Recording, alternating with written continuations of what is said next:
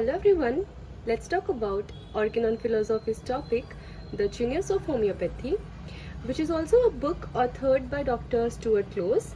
And in this book, in the chapter The Unity of Medicine, he mentions about the genius of homeopathy along with nihilism and medical sciolists, which are again the 5-mark questions for our exam. So this is the chapter Unity of Medicine, and under which the genius of homeopathy is the first topic, which is followed by therapeutic nihilism and lastly medical sciolists. In the entire topic of genius of homeopathy, Dr. Stuart Close mentions all about the principle of individualization, and he gives all the more importance only to the term individualization, which is the hallmark of homeopathy.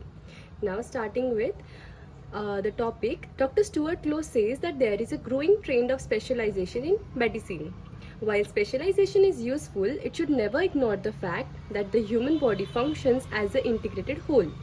तो हम लोग जो पहले से homeopathy में सीखते आ रहे हैं कि we consider the person as a whole and not the parts, तो यही चीज़ को डॉक्टर स्टुअर्ट क्लोज ने सबसे पहले क्रिटिसाइज़ किया है कि जो मॉडर्न मेडिसिन में स्पेशलाइजेशन के बारे में लोग बहुत ज़्यादा हाइप करते हैं, वो चीज़ को छोड़कर we should consider the human as a whole. The next point he says is treating only individual organs often relieve the symptoms but may fail to treat the underlying disturbance affecting the entire person.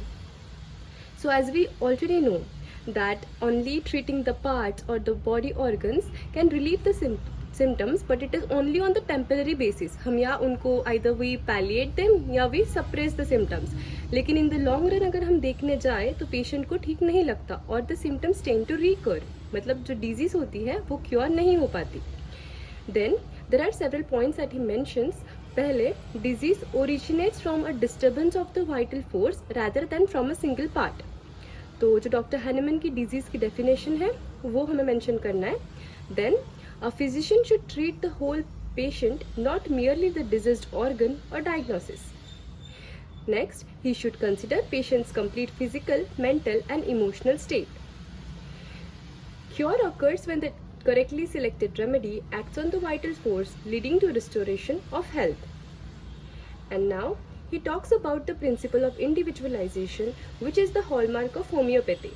तो हम लोग individualisation सिर्फ एक drug को लेकर या किसी सिर्फ पर्सन को लेकर नहीं करते. इंडिविजुअलाइजेशन जो होता है वो ड्रग हर जो ड्रग प्रूविंग के टाइम पे हम लोग ड्रग्स को प्रूव करते हैं, तो हर एक ड्रग एक इंडिविजुअलाइज उसकी खुद के साइंस और खुद के सिम्टम्स होते हैं. वैसे ही मटेरिया मेडिका पढ़ते वक्त भी जितने सारे ड्रग्स के हर एक की खुद के कंस्टिट्यूशन, खुद की एक पैथोलॉजी अलग होती है. Similarly, while taking case, every individual is different and every individual has a different susceptibility. तो वही सारी चीज़ें डॉक्टर स्टुअर्ट क्लोज मेंशन करते हैं कि ये सारी चीज़ों में हम लोग इंडिविजुअलाइजेशन का कंसेप्ट अप्लाई करते हैं. सिमिलरली जो डाइट एंड रेजिमेंट है, हम लोग हर किसी को सेम और डाइट और रेजिमेंट एडवाइस नहीं कर सकते. Every patient needs a different kind of diet according to his disease, according to his susceptibilities, his likes and dislikes, his idiosyncrasies, etc. So one important point that he mentions about the susceptibility is that susceptibility depends on the age, sex, constitution, temperament, occupation, climate, season, stage of the disease and individual susceptibility. So this is how Dr. Stuart Close explains individualization based on different points. Now lastly, summarizing all of this, we can mention points. यहाँ पे सबसे पहले उन्होंने criticise किया है excessive specialisation को. उसके बाद he talks about the unity of medicine.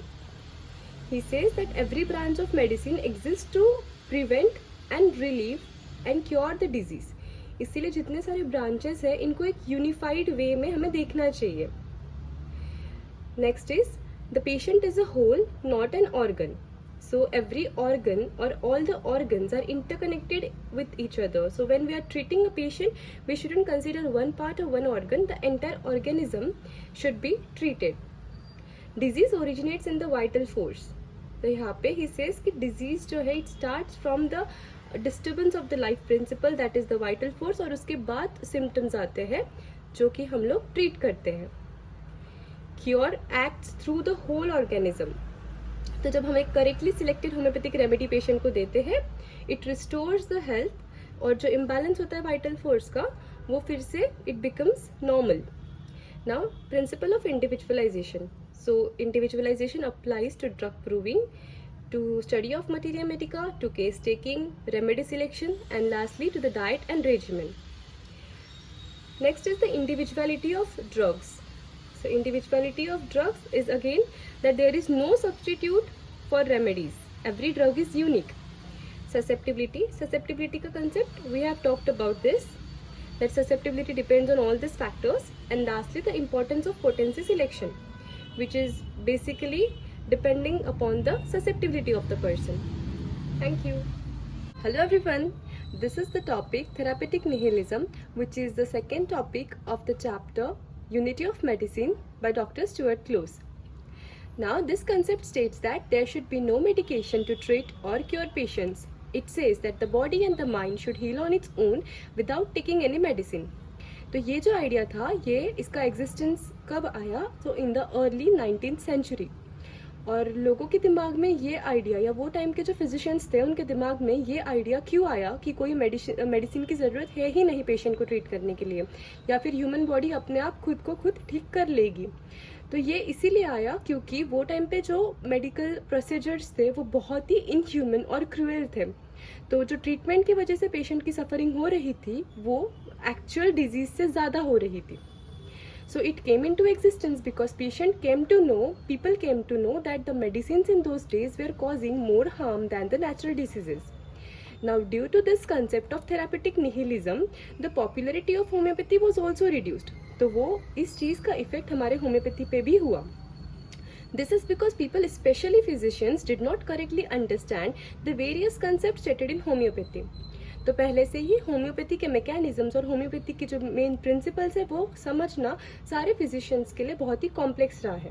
इसीलिए हमेशा से homeopathy was a topic of controversy. तो हमारे जो बेसिक प्रिंसिपल्स थे जो उन लोगों को कंट्रोवर्शियल लगे वो डॉक्टर स्टुअर्ट क्लोज ने इसमें स्टेट किए. सबसे पहला है कि a general principle of curative medicine. इसमें डॉक्टर हैनेमन जो थे उन्होंने, he was the first person जिन्होंने कहा कि कोई भी साइंस जो होता है, द साइंस ऑफ मेडिसिन या जो ट्रीट करते हैं वो एक प्रिंसिपल पे, एक यूनिवर्सल प्रिंसिपल पे बेस्ड होता है. ये डॉक्टर हैनेमन पहले थे बताने वाले, लेकिन ये उनका आइडिया फिजिशियंस को एक्सेप्ट करने के लिए बहुत टाइम लगा. So no principles of treatment before times of Dr. Hahnemann. So there were no principles of treatment. हर कोई अपनी own theory के अनुसार patient को treat करते जाता था. So patients were treated to physicians' own theories. और ये theories की वजह से, because they were just theories and not scientific principles, patients ठीक नहीं होते थे. और इसी की वजह से patients were left untreated. अभी ये जो theories होती थी ये हमेशा बदलते रहती थी और ये चलता रहा बहुत सालों तक. उसके बाद doctor Hahnemann came up with a new principle of treatment, but the physicians in those days got confused. तो जब डॉक्टर हैनेमन ने होम्योपैथी डिस्कवर की वो टाइम पे physicians got confused. They thought it is something against medicine. Now second, the principle of potentisation and minimum dose. Now both of this concepts are again very unique to homoeopathy. The method of giving large doses of medicine was present since hundreds of years, and instead of getting cured, the patients suffered due to the bad effects of large doses. तो पहले से ही it was a tradition of all the physicians to give medicines in large doses, and because of these large doses, patient used to suffer from its bad effects. Then Dr. Hahnemann noticed this and he went on decreasing the doses of the medicine. So Dr. Hahnemann was the first to come up with this idea of minimum dose. To achieve the minimum dose, he invented the methods of trituration and succussion. But the physicians got confused again that if large doses does not cure, how can small dose help? Dr. Stuart Close quotes this one line which is very important, that the same agent which in relatively large quantities damages or destroys activity will in relatively small quantities stimulate it. So this can also come as an MCQ and it is a very important line to quote. इससे हमें समझता है कि वो time पे जो physicians थे उनको सिर्फ मटेरियल डोजेस से ही मतलब था और उनको यही था कि मटेरियल डोजेस से ही पेशेंट ठीक हो सकते हैं। लेकिन डॉक्टर हैनेमन ने ये कंसेप्ट लाई जिसमें कि हम लोग स्मॉल डोजेस और जहाँ तक कि इनफाइनाइटसिमल डोजेस से भी पेशेंट को ट्रीट कर सकते हैं। Now next is the third point which is the drug proving on healthy human beings. Now again this was the first time कि कोई ऐसा कंसेप्ट किसी ने पुट फोर्थ किया था जिसमें doctor Hahnemann was the person who put fourth this concept of proving drug on healthy human beings, and therefore this was a unique and revolutionary invention in homeopathy. So till Hahnemann's time either there was no drug proving या फिर अगर prove होते थे drugs तो फिर वो animals पे किया करते थे. So people did not understand that how can a patient get cured by a medicine that can produce symptoms in a healthy human. तो जो हमारा वेरी कोर प्रिंसिपल है होम्योपैथी का वही फिजिशियंस को समझ नहीं आता था. जो हैनेमन के कंटेम्पररीज थे यानी जो दूसरे फिजिशियंस थे एलोपैथी प्रैक्टिस करने वाले या अदर पैथीज वाले, उनको ये समझ ही नहीं आता था कि how can healthy person produce symptoms और how can a drug be proved on healthy person. Now fourth point, which is a single remedy.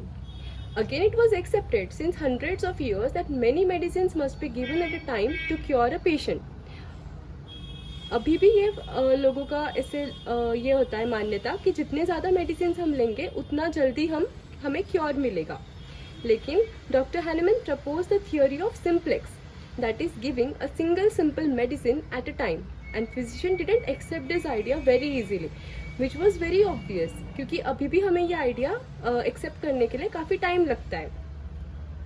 So now at the end Dr. Stuart Close says that physician should understand that we need to find a golden mean between no medicine and too much of medicine.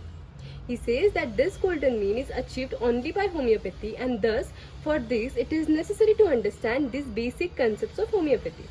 So this was all about therapeutic nihilism. Thank you. Medical scholiast. तो medical स्कायोलिस्ट करके आपको एक अलग से 5 marks question पूछ लिया जाता है ऑर्गेनॉन फिलोसॉफी में. तो चलिए इसको आज हम डिस्कस करते हैं. These are the people who wrongly interpreted the meaning of certain words in homoeopathic literature which actually meant to something else. तो ये लोग वो थे हैनेमन सर के टाइम को जो होम्योपैथिक लिटरेचर में दिए गए वर्ड्स का गलत मीनिंग लेते थे. Medical scholasticism means to misinterpret and twist the meaning of word that have a different meaning. तो जिस वर्ड का अलग अर्थ है उसको ये लोग गलत तरीके से लेते थे. तो ये क्यों करते थे ऐसा? This may be done with the intention of defaming others. तो दूसरों को बदनाम करने के लिए, स्पेशली हैनेमन सर के टाइम को जब होम्योपैथी पॉपुलर होने लगी उस टाइम पे लोग क्या करने लगे, फिर उसको जो है डिफेम करने लगे या उसकी बदनामी वहाँ पर करने लगे. During the time of Dr. Hahnemann, when homeopathy started becoming popular, there were many physicians who criticized homeopathy. तो वहाँ पर लोग ही नहीं बल्कि ऐसे physicians भी बहुत सारे थे जो कि होम्योपैथी को फिर क्रिटिसाइज करने लगे. This was partially because they did not understand the concepts in homeopathy. तो partly क्यों हुआ? क्योंकि वो खुद होम्योपैथी के concepts को नहीं समझते थे, and partly because they started losing their patients. और दूसरा हुआ क्या कि ये जो physicians थे इनके जो पेशेंट्स थे अब ये इनको छोड़कर दूसरे होम्योपैथिक फिजिशियंस के पास जाने लगे. In an attempt to criticise homoeopathy they purposefully wrongly interpreted various words use in our books. तो ये हमारे जो होम्योपैथिक लिटरेचर में होम्योपैथी की जो बुक्स थी उसमें जो भी वर्ड्स दिए गए थे इनको जानबूझ के ये गलत तरीके से लेने लगे या गलत चीज़ें इसमें दी है ऐसा उनको दिखाना था लोगों के सामने. Then they projected this wrong interpretation in front of the patients. तो खुद ने तो उन्होंने ये गलत वर्ड लिया, अब ये क्या करने लगे, पेशेंट के सामने भी गलत इंटरप्रिटेशन करने लगे हमारे होम्योपैथी का और होम्योपैथिक बुक्स में लिटरेचर जो दिया है उसका. These were the people who wanted to damage the good name that homeopathy had achieved over years. तो ये हमारे होम्योपैथी का नाम बदनाम करने के लिए, उसे डैमेज करने के लिए वहाँ पे लोगों को उकसाने लगे होम्योपैथी के खिलाफ. Dr. Stuart Close calls these people as medical misfit, people who do not deserve to enter the noble medical profession. तो स्टुअर्ट क्लोज सर के हिसाब से ये जो लोग थे जो होम्योपैथी को बदनाम कर रहे थे वो डिजर्व ही नहीं करते कोई भी एक noble medical profession. Dr. Close says that it is fine till the time this physician limited themselves to their own medical practice, but when they started criticizing other without proper knowledge, it can't be tolerated. तो उन्होंने क्या बोला कि जब तक patient को वो अपने हिसाब से, अपने मेडिकल प्रैक्टिस के हिसाब से ठीक कर रहे थे और अपने तक ही जब तक वो बात रख रहे थे तब तक ठीक था, लेकिन जब उनके पास ठीक से नॉलेज नहीं है और वो होम्योपैथी को या दूसरे लोगों को जब बदनाम कर रहे हैं तो ये हम सहन नहीं करेंगे. It can not be tolerated. इसी के साथ वहाँ पे जो एडिटर्स और वेरियस मैगजीन्स जो बनाने वाले या जर्नल बनाने वाले लोग थे वो भी इसमें रिस्पॉन्सिबल थे, क्योंकि because they publish such below standard literature, क्योंकि वो लोग भी इसमें कहीं ना कहीं पार्ट ले रहे थे. Doctor close stated one example in aphorism 9 of, तो उन्होंने यहाँ पे एक एग्जाम्पल हमें समझाया है. तो जो एफोरिज्म 9 है ऑर्गेनॉन ऑफ मेडिसिन का 6th एडिशन में डॉक्टर हैनेमन ने वर्ड यूज किया है spiritual. According to him the actual meaning of word spiritual in his context is something that does not have a material existence. Doctor Hahnemann had purposefully used this word spiritual because he wanted to say that vital force does not have material existence. It is something that can't be touched, but people interpreted the meaning of this word wrongly in a different manner. तो यहाँ पे क्या दिया गया है कि doctor जो Stuart close थे उन्होंने एक एग्जाम्पल दिया है कि एफोरिज्म जो 9 है, हैनेमन सर ने वहाँ पे जो वाइटल फोर्स है उसको स्पिरिचुअल वर्ड यूज किया है, लेकिन यहाँ पे लोग जो है वो कुछ अलग मीनिंग उस चीज का लेने लगे, डिफरेंट मैनर में वो चीज का मीनिंग लेने लगे, तो ये गलत बात हो गई. यहाँ पे दूसरा एग्जाम्पल भी डॉक्टर क्लोज समझाते हैं हमें कि जैसे हमने अभी देखा एफोरिज्म 9 में वहाँ पे स्पिरिचुअल वर्ड का यूज किया गया था, उसी सेम एफोरिज्म में हैनेमन सर ने डायनेमिक्स वर्ड का यूज किया है. तो doctor Hahnemann sir use dynamics word, तो उनका मीनिंग क्या था यहाँ पे, पावर या फोर्स. तो वो डायनेमिक्स से हमें ये समझाना चाहते थे कि पावर या force, but physicians in those days interpreted it wrongly and call it mystic और spiritualistic, something that can called as magical और सुपर नेचुरल. तो वहाँ पे वो हमें ये समझाना चाहते थे कि डायनेमिक्स का मतलब है पावर या फोर्स, लेकिन लोगों ने उसको कैसे लिया, मैजिकल या सुपर नेचुरल.